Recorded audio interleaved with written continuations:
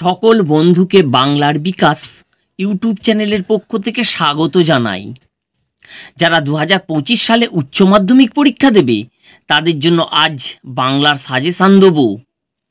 Part 1 দিয়েছি, part 2 দিয়েছি, আজ দেবো পার্ট 3।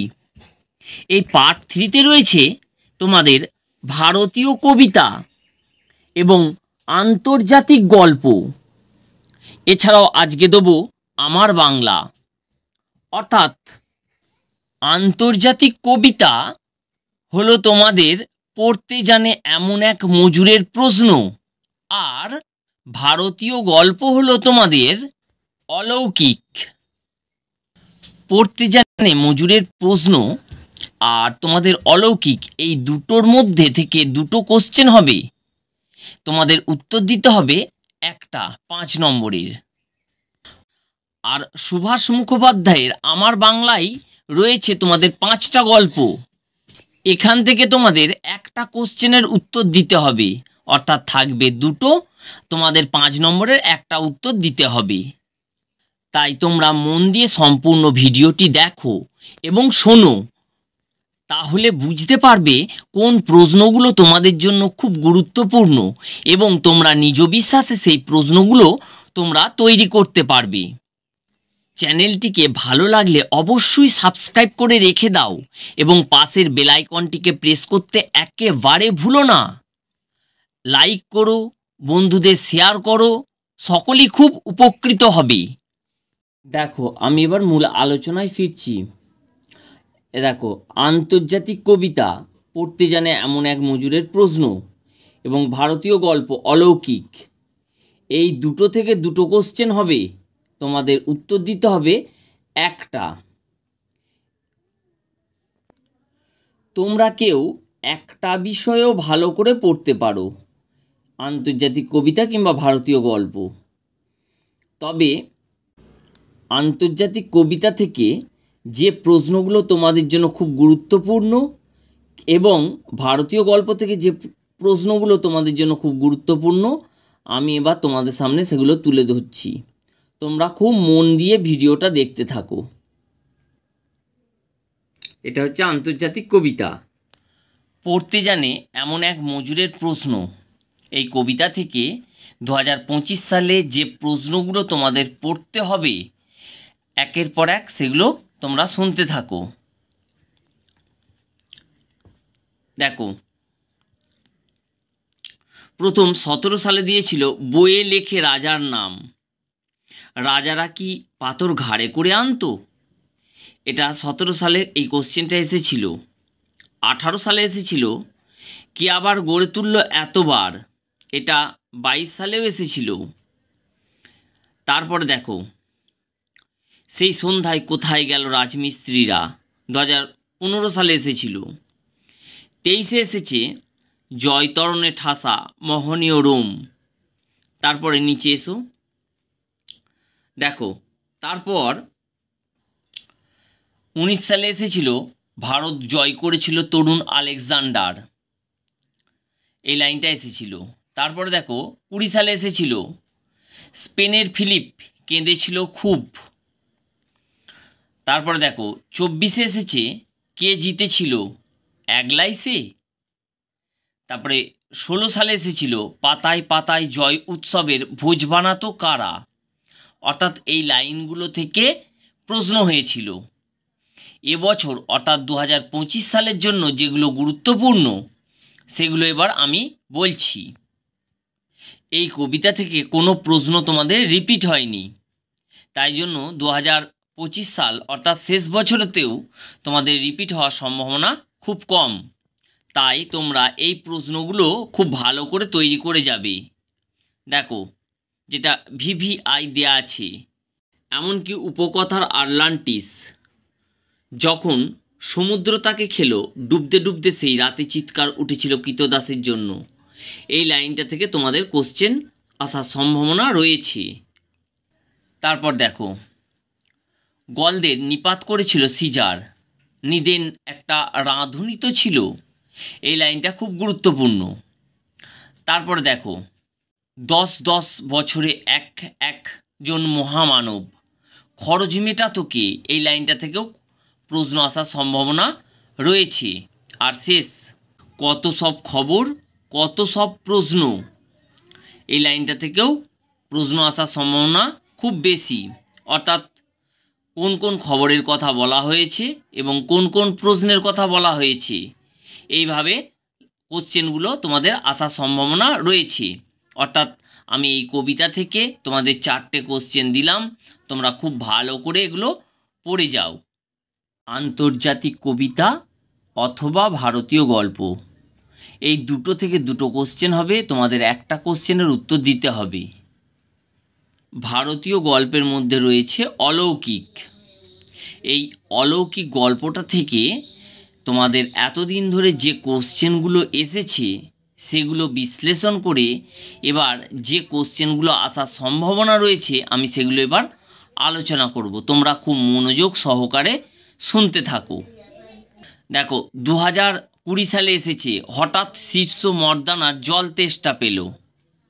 তারপর দেখো 18 সালে এসেছে হাত দিয়ে পাথরের চাই থামানোর ঘটনাটি লেখক প্রথমে বিশ্বাস করেনি কেন। এরপরে ওর সাথে আর একটা কোশ্চেন দিয়েছিল, পরে কিভাবে বিশ্বাসযোগ্য হয়ে উঠল। এটা 18 সালে এসেছিল। তারপর দেখো 24 সালে এসেছিল গল্পটা মনে পড়লেই হাসি পেত।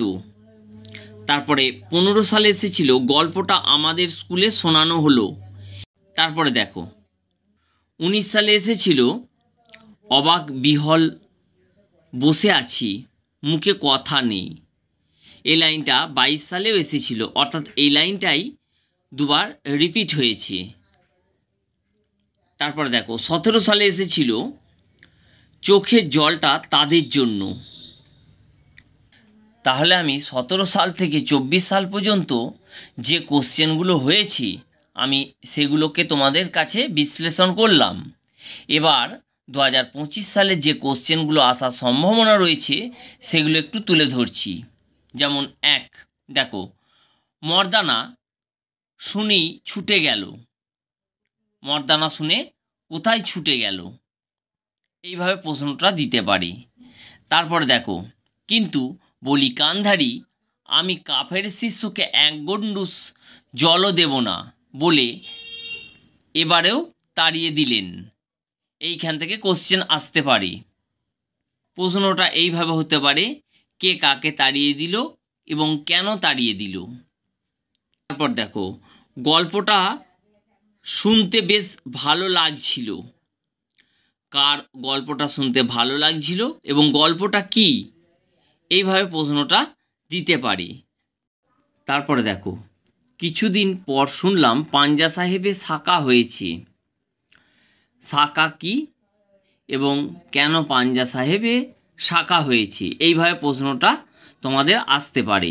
তারপর দেখো, দূরের শহরের ফিরিঙ্গিরা নিরস্ত্র ভারতীয়দের ওপর গুলি করেছে। প্রশ্ন, ফিরিঙ্গি কারা, তারা ভারতীয়দের ওপর গুলি করেছে কেন, এইভাবে প্রশ্নটা এখান থেকে আসতে পারে। তারপর দেখো, মায়ের বান্ধবী আমাদের সমস্ত ঘটনাটা শোনালেন। মায়ের বান্ধবী কে এবং মায়ের বান্ধবী কোন ঘটনাটা আমাদের শুনিয়েছেন, এইভাবে কোশ্চেন তোমাদের আসতে পারে। তাহলে অলৌকিক থেকে যে কটা প্রশ্ন বললাম তোমাদের, সেগুলো খুব মন দিয়ে তোমরা তৈরি করে রেখে দাও। এগুলোর মধ্যেই তোমরা কমন পাবে। এর পরের পাঠ আমার বাংলা, লেখক সুভাষ মুখোপাধ্যায়। এই আমার বাংলা থেকে তোমাদের 5টা গল্প রয়েছে। 1, গাঢ় পাহাড়ের নিচে। 2, ছাতির বদলে হাতি। 3, কলের কলকাতা। তারপরে দেখো, মেঘের গায়ে জেলখানা এবং হাত বাড়াও।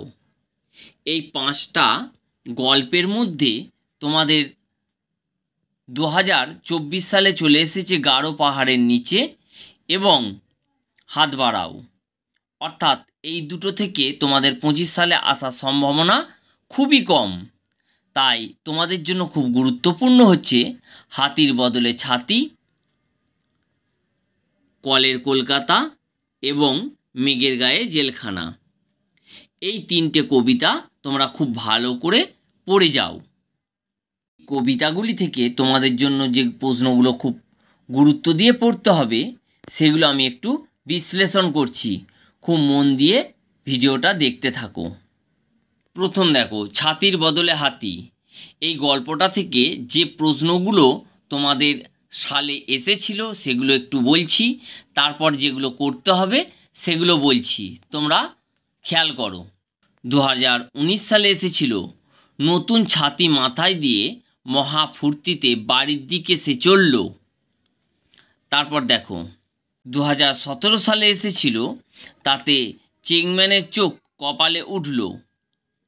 চেংম্যানকে তার চোখ কপালে উঠল কেন? এইভাবে প্রশ্নগুলো হয়। 23-এ এসেছে, বিশ্বাস করো বানানো গল্প নয়। তারপর দেখো 18 সালে এসেছিল, ছিল জোরদার আর তালুকদারদের নিরঙ্কুশ শাসন। এটা 18 সালে এসেছিল। তারপরে দেখো 15 সালে এসেছিল, আর এক রকমের প্রথা আছে, নানকার প্রথা। অর্থাৎ নানকার প্রথা কি? এইভাবে প্রশ্নটা দিয়েছিল। ছাতির বদলে হাতি থেকে এই প্রশ্নগুলো তোমাদের সালে এসেছে। এবার যে প্রশ্নগুলো তোমাদের জন্য গুরুত্বপূর্ণ, অর্থাৎ তোমরা যেগুলো পড়বে সেগুলো একটু বলছি। 25-30 বছর আগেকার কথা। 25-30 বছর আগেকার কথা, এই লাইনটা থেকে প্রশ্ন দিতে পারে। অর্থাৎ 25-30 বছর আগেকার কি ঘটনা ঘটেছিল। তারপর দেখো, মনমোহনের কথায় চেংম্যানের মাথায় আকাশ ভেঙে পড়ে। মনমোহনের কি কথা ছিল এবং তার কথা অনুসারে কেন চেংম্যানের মাথায় আকাশ ভেঙে পড়ল? এই প্রশ্নটাও খুব গুরুত্বপূর্ণ। এছাড়াও আমি আর একটা কোশ্চেন শেষে দিচ্ছি তোমাদের। আর 3 নম্বর হচ্ছে কলের কলকাতা। এই কলের কলকাতা থেকে যে কোশ্চেনগুলো এসেছে সেগুলো একটু দেখো, এবং যেগুলো আসার সম্ভাবনা রয়েছে সেগুলো একটু আলোচনা করছি। কলের কলকাতা থেকে তোমাদের 2017 সালে এসেছিল, হঠাৎ একদিন কেঁপে উঠল কলের কলকাতা। এরপর দেখো 2019 সালে এবং 2023 সালে এসেছিল, অমনি মনের মধ্যে গুনগুনিয়ে উঠল মার কাছে শেখা গান। আর কোনো বছর কোনো প্রশ্ন এই কলের কলকাতা থেকে আসেনি। এবছর যে প্রশ্নগুলো তোমাদের জন্য গুরুত্বপূর্ণ সেগুলো আমি এবার তুলে ধরছি, তোমরা লক্ষ্য রাখো। তোমাদের 5টা গল্পের মধ্যে এই 3টে খুব গুরুত্বপূর্ণ গল্প। 1 ছাতির বদলে হাতি, 2 কলের কলকাতা, 3 মেঘের ঘায়ে জেলখানা। এই 3টে গল্প থেকে তোমাদের কোশ্চেন হবে। তোমরা যে প্রশ্নগুলো তোমাদের পড়তে হবে সেগুলো আমি একটু বলছি, তোমরা লক্ষ্য রাখো। দেখো, আমার বাংলা থেকে অর্থাৎ ছাতির বদলে হাতি থেকে এই 3টে কোশ্চেন করো, অবশ্যই তোমরা কমন পাবে। 1 25-30 বছর আগেকার কথা, আলোচ্য অংশটি কোথা থেকে নেওয়া হয়েছে? 25-30 বছর আগে কি ঘটেছিল? 2 মনমোহনের কথায় চেংম্যানের মাথায় আকাশ ভেঙে পড়ে। প্রশ্ন, মনমোহনকে, তার কথায় আকাশ ভেঙে পড়ার অর্থ কী? 3 ছাতির বদলে হাতি প্রবন্ধে চাষিদের ওপর মহাজনদের শোষণের সংক্ষিপ্ত বর্ণনা দাও। অর্থাৎ ছাতির বদলে হাতি থেকে এই 3টে কোশ্চেন করো, দৃঢ় বিশ্বাসে বলছি তোমরা কমন পাবে। তারপর দেখো, মেঘের গায়ে জেলখানা থেকে এই 4টে কোশ্চেন করো তোমরা। 1 মেঘের গায়ে জেলখানা, কোন জেলখানার কথা বলা হয়েছে? জেলখানার সংক্ষিপ্ত পরিচয় দাও। 2 গাঁয়ের লোকে ঠাট্টা করে বলে, চোট্টা সাধুর ছেলে হবে, নিঘাত বিষে ডাকাত। প্রশ্ন, সাধুকে? এবং ওর সাথে আর একটা কোশ্চেন, সাধুর পরিচয় দাও। 3 নম্বর, জেলখানাটা পাহাড়ের 3 তলার সমান একটা হাঁটুর ওপর। প্রশ্ন, কোন জেলখানার কথা বলা হয়েছে? 2 নম্বর, সেখানে সাধারণ কয়েদিদের ওপর কীরকম অত্যাচার করা হতো।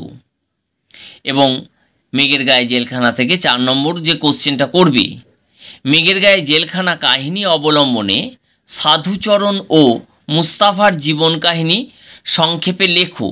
এই 4টে কোশ্চেন তোমরা মেঘের গায়ে জেলখানা থেকে তৈরি করো এবং বিশ্বাসে বলছি তোমরা কমন পাবে। দেখো পরেরটা, কলের কলকাতা। কলের কলকাতা থেকে তোমরা 3টে কোশ্চেন রেডি করো। 1, হঠাৎ একদিন ক্ষেপে উঠল কলের কলকাতা।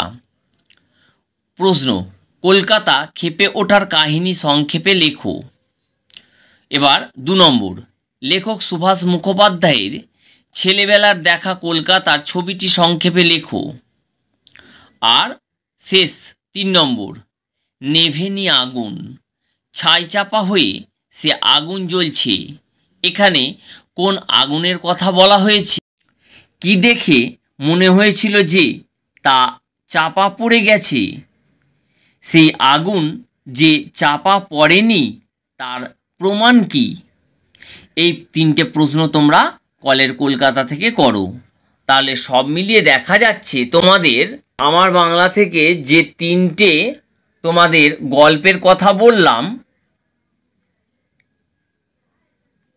এই 3টের মধ্যে তোমরা যদি 2টো সম্পূর্ণভাবে পড়ো তাহলেও তোমরা একটা লিখতে পারবে এবং দৃঢ় বিশ্বাসে বলছি 100% তোমরা পাবে। চ্যানেলটিকে ভালো লাগলে অবশ্যই সাবস্ক্রাইব করে রেখে দাও। অনেক বন্ধুদের শেয়ার করো, লাইক করো, সকলে খুব উপকৃত হবে। সকলে খুব ভালো থেকো। আজকের মতো এই পর্যন্ত। নমস্কার।